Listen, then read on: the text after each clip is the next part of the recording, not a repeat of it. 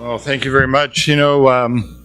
What's a really good idea is these 5 good ideas. I hadn't heard about this series before, and now that I've learned more about it, it's pretty terrific. And Connor, my colleague, and I, who are here today together, we're also very much looking forward to being with you, because leaders of civil society are the ones that we admire the most. Our firm Navigator is very much dedicated to building a better community. We have a bit of a Robin Hood practice. We give away 30% of our work on a pro bono basis, so that we can help do our part in building a better civil society. For those of you who dedicate yourselves to that every day and across all those sectors, you really have our respect and our admiration. I'm going to share with you some of my views on government relations, then hopefully you'll beat those ideas up, and we'll hear it from you as well. Whenever I get feedback from talks I'm lucky enough to give, people always like the question answers the best. So we'll try and move to that as quickly as we can and give you a chance to share some of your experiences. Not everybody likes people involved in the government relations business. Sometimes people have some, well, let's just say highly developed views. And those views come across all parts of the political spectrum. At the risk of sounding like an undergraduate, let me quote Ayn Rand for you. She famously said that lobbying is the activity of attempting to influence legislation by privately influencing the legislators. It is a result in creation of a mixed economy of government by pressure groups. Its methods range from mere social courtesies and cocktail party or luncheon friendships to threats, bribes, and blackmail. On what I think you can safely describe as the other end of the political spectrum, Senator Warren, Elizabeth Warren, the senior senator from Massachusetts, says that the banks lobbied Washington so they could write the rules that got us into the financial crisis. They then lobbied Washington to get the money to bail them out. And now they're lobbying Washington to write the rules so they get us into the next crisis.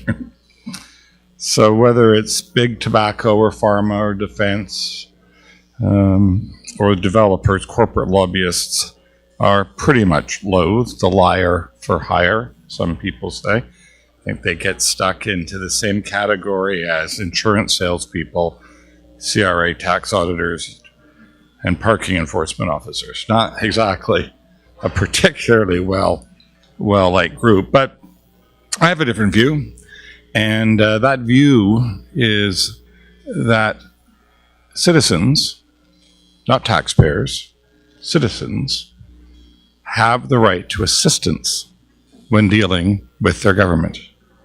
It is an absolutely ridiculous notion that we would expect anyone to go to court without a lawyer.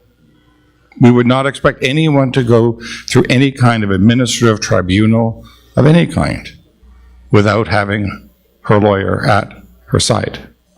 So why on earth would we expect people whose expertise it is not to try and understand the Byzantine labyrinth of government without some help? And that's what good government relations people do. The days of the backfilled rooms and so on are long gone. You know, the term lobbying came from a hotel in Washington where where the president used to stay before they had the White House. And people would sit in the lobby and try and catch him on the way in and the way out, hence the term lobbyist. And properly applied, done in a democracy, with disclosure and with sunlight shined upon it, I think the ability to be represented with your government, to get government to do something you would like them to do, or mostly to get them not to do something, is really an important part of a functioning democracy.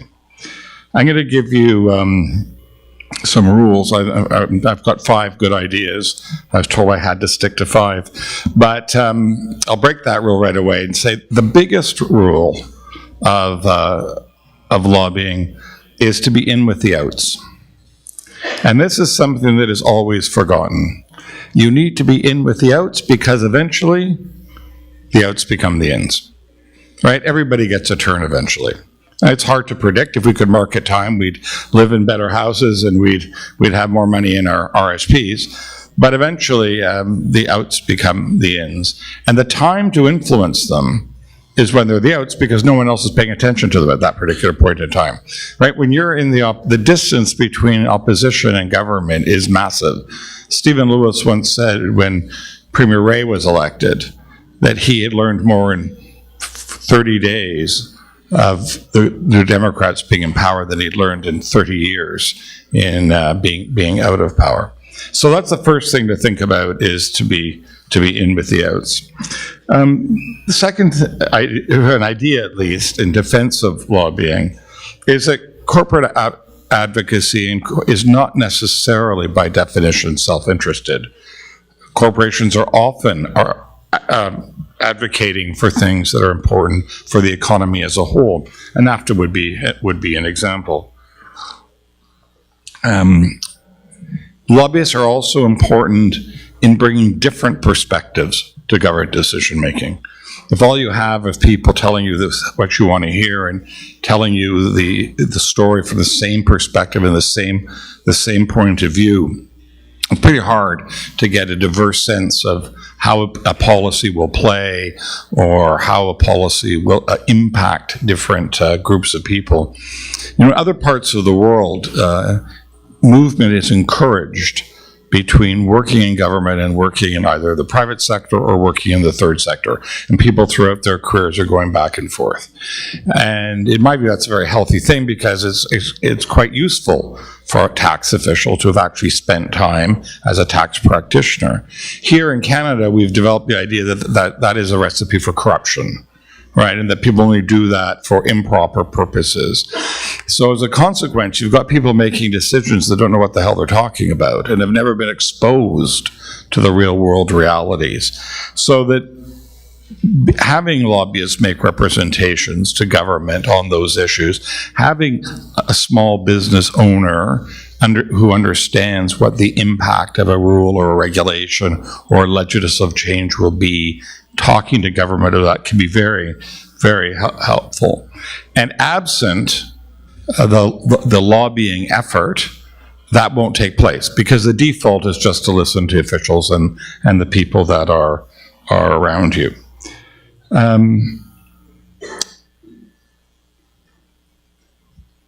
It's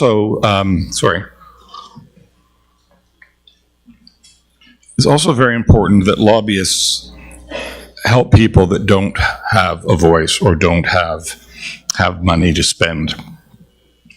We recently helped on a pro bono basis Pro Bono Ontario, which is an organization that provides legal support to those who will not be covered by legal aid. So there's a gap, as you probably know, between people who can afford to pay for legal services, those services which can be legally aided, and there's a gap in the middle.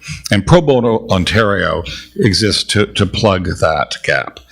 And for 15 years, they were trying to get proper funding out of the government of Ontario and had no luck. And these are very talented people. They're successful lawyers. They're good advocates in their own courts. They know what they're doing, but they could not unlock the key to government. And our team gave them some help.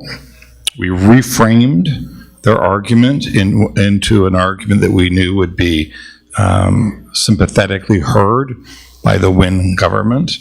And we got them a number of millions of dollars in a long-term commitment to long-term support. That would not have come without a lobbying. I mean, on the evidence, it wouldn't have come without a lobbying effort.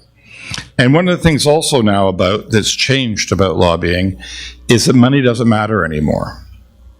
And this is a big structural change that I think for many of your organizations is probably quite meaningful. Used to be, people who wrote the big checks got the most access.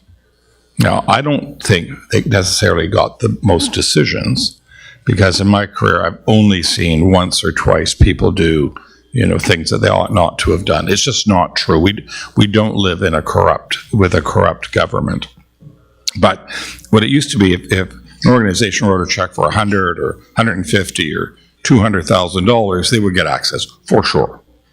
They would get their phone calls returned. They would get a meeting with the minister for sure.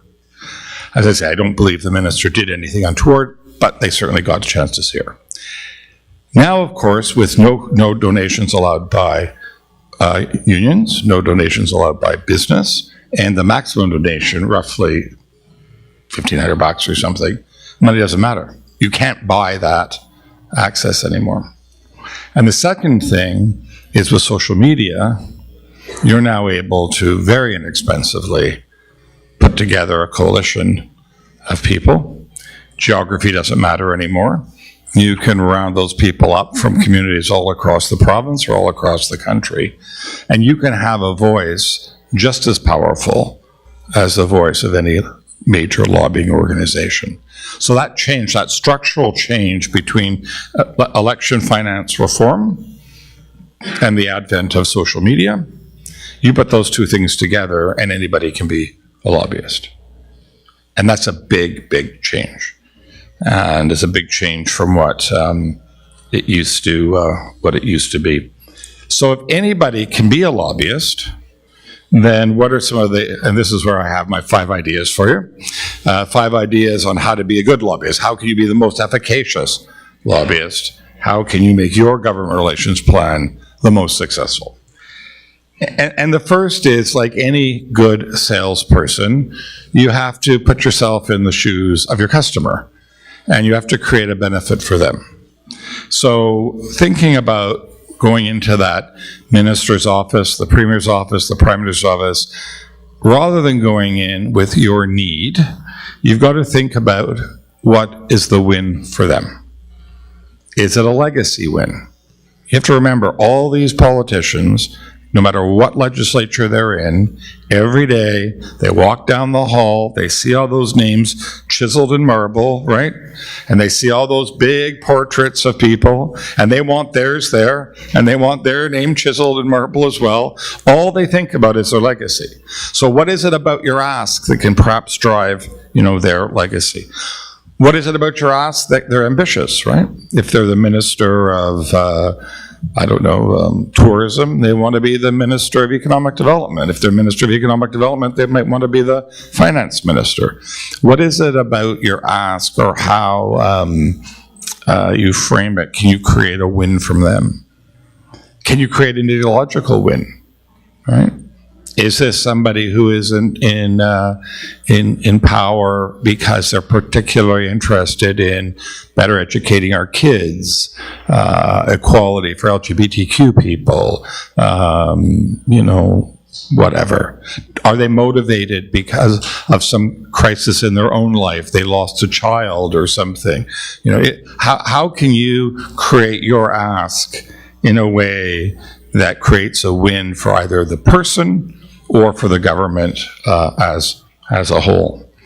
If you, for example, if you're lobbying the Liberal government, you know that they cannot win an election unless they own management of healthcare, education, and let's call it what we call it community and social services, but human services, right? They actually don't have to be that good on law and order, and they don't have to be that good on finances. If they can do both, then they get a landslide victory, right? But if you're talking to Conservatives, nobody ever hired Stephen Harper to tuck them into bed and read them a bedtime story, right? So he didn't give a shit about that, because that wasn't his métier, right? So you have to think, what is it that how can you package it? And I'm not talking about turning yourself into a pretzel or being something that you're not, but how can you package it in a different way? And along with that, language becomes very important. And you can't just take a proposal that has a blue cover on it, rip the blue cover off, and put a red cover. It doesn't work like that. Conservatives talk about families. Liberals talk about the middle class, right? They use different language.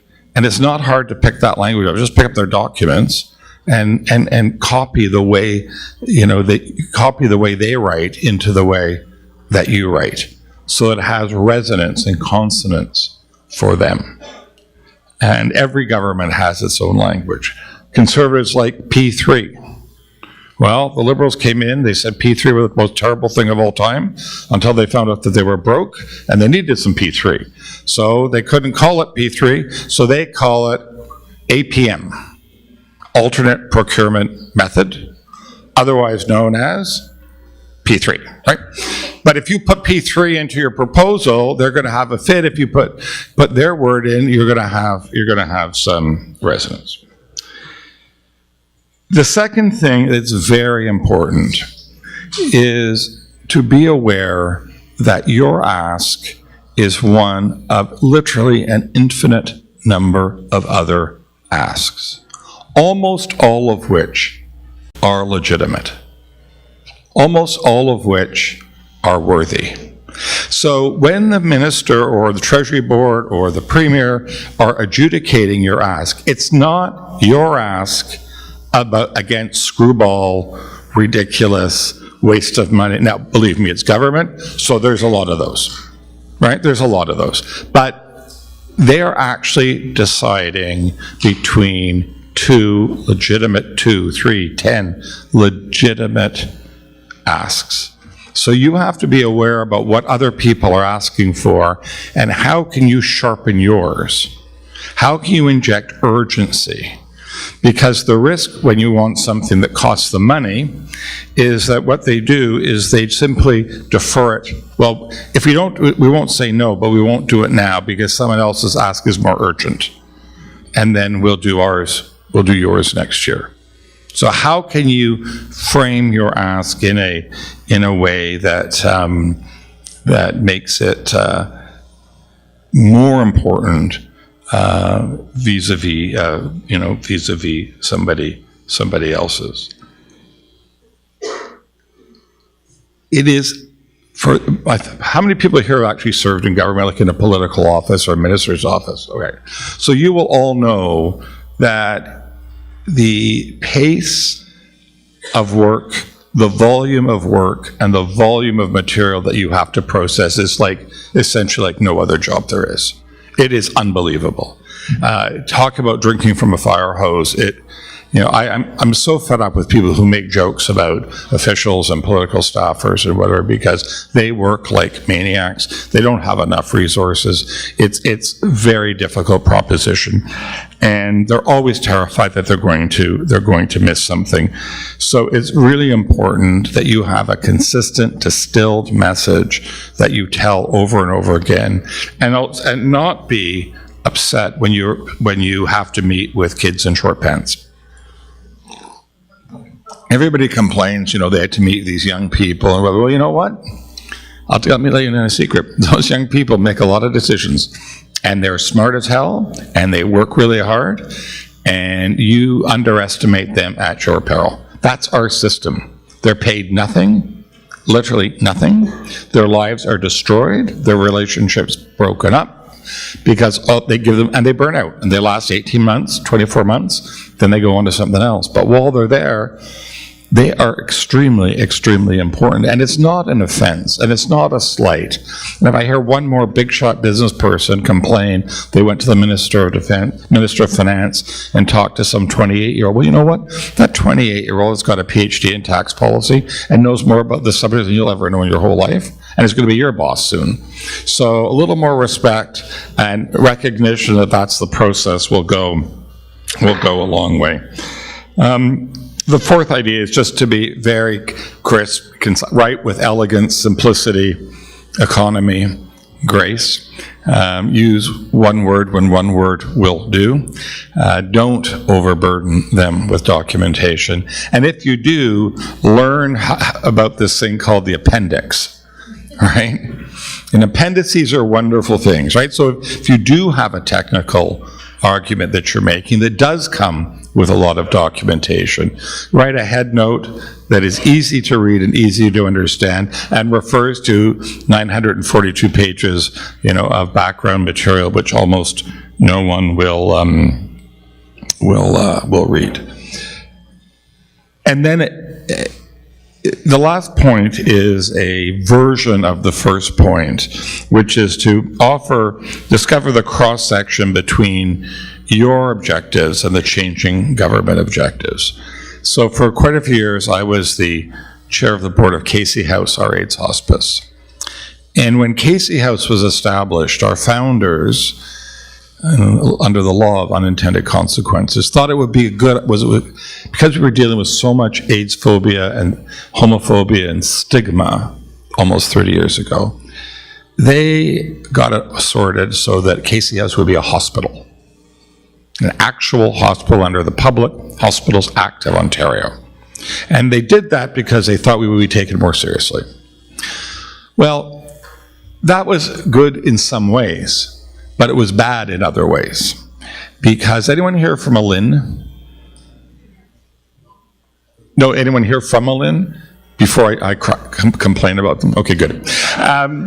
So the problem for Casey House was it is in the LIN, which is the one that gives out the capital money, right? So if you want money for your capital money for your hospital project, you have to go to these LIN things.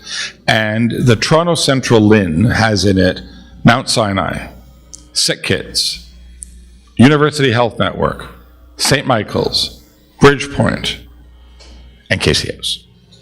So what do you think the chances of me getting $45 million out of the LIN were? Called 0, right? So what we did was we sent our executive director to the LIN meetings, our CEO. She got a title bump, our CEO. And what she was supposed to do was whatever they asked. Whatever they wanted, she did. They wanted in triplicate, she had triplicate.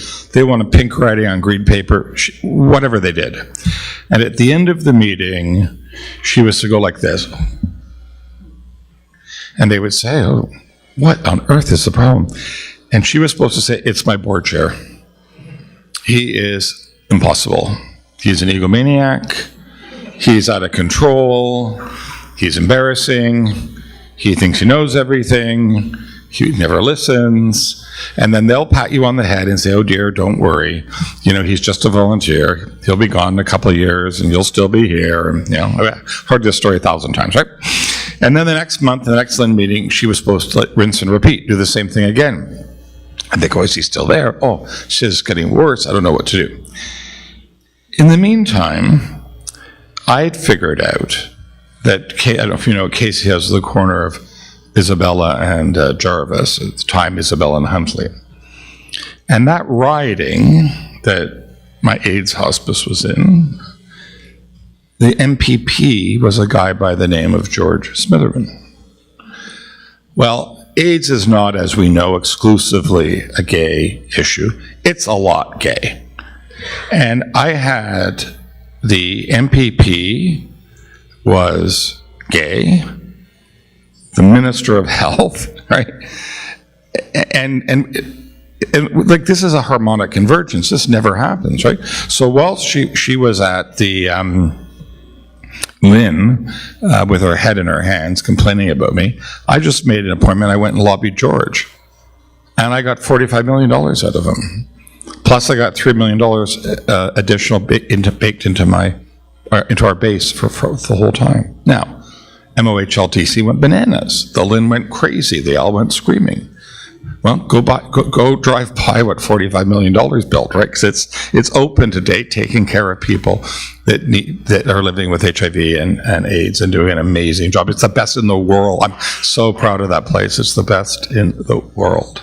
But we got it by framing that as a win for George, as a legacy for George. Now, if I was a policymaker, was that the best use of the next $45 million in Toronto in health capital spending? I don't know. Was there a more important ask at Sick Kids or at Princess Margaret or somewhere else? Possibly. But that wasn't my job, right? My responsibility wasn't to the system.